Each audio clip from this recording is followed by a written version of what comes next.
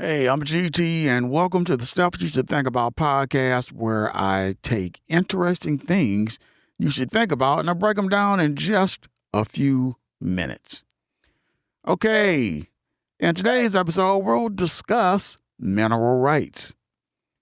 Mineral rights refer to the legal ownership of natural resources such as oil, gas, gold, and coal beneath a property's surface. These rights can be bought, sold, or leased separately from the land itself, significantly impacting property value and development. Mineral rights sit at the intersection of property law, economics, and resource extraction, and understanding them starts with the idea that land ownership is really a bundle of separate legal rights. Surface rights give someone the ability to use and develop the land you can see. Farming, building, grazing, while mineral rights give someone else the authority to explore, extract, and sell whatever lies beneath, whether that's oil, natural gas, coal, metals, or even sand and gravel. These rights can be severed, meaning one person owns the surface while another owns the minerals, creating a split estate where the visible land and the underground resources belong to different parties.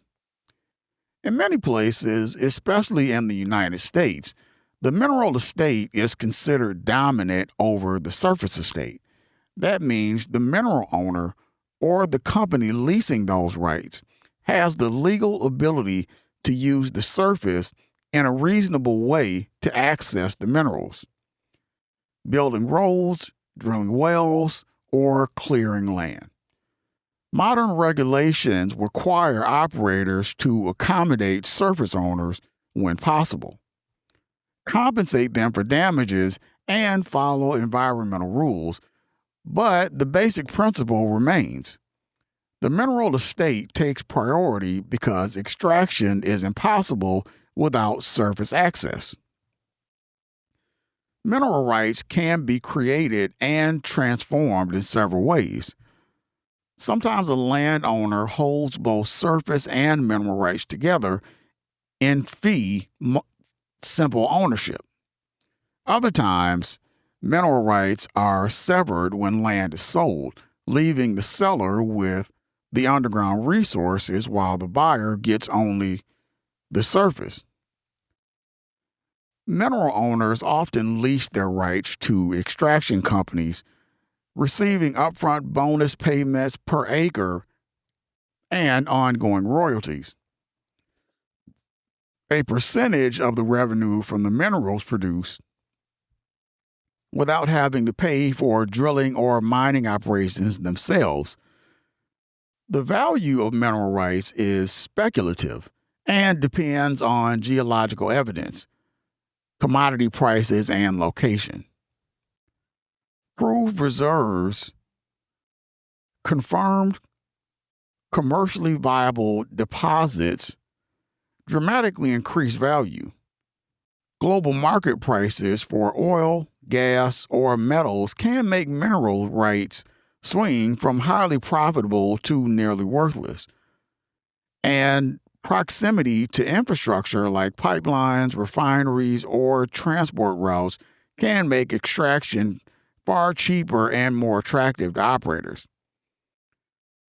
Because mineral rights can be inherited and passed down through generation, ownership often becomes fragmented among dozens of heirs, each holding tiny fractional shares. To prevent unused mineral rights from blocking land development forever, many regions have dormant mineral acts that allow surface owners to reclaim mineral rights if the mineral owner hasn't used, leased, or paid taxes on them for a long statutory period, often around 20 years. Extraction itself is heavily regulated at every level of government. Operators must protect water sources, control air emissions, report greenhouse gases, and restore the land after extraction ends through mandatory reclamation. These rules exist to balance economic development with environmental protection and long-term land usability. In the end, mineral rights represent a complex mix of private ownership, contract law, geology, and global economics.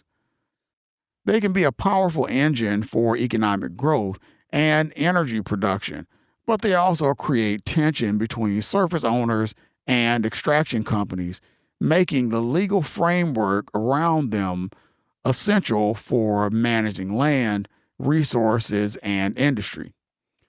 Thanks for tuning in to The Stuff You Should Think About. If you enjoyed this episode, leave a comment wherever you listen to your podcast, and don't forget to follow the show.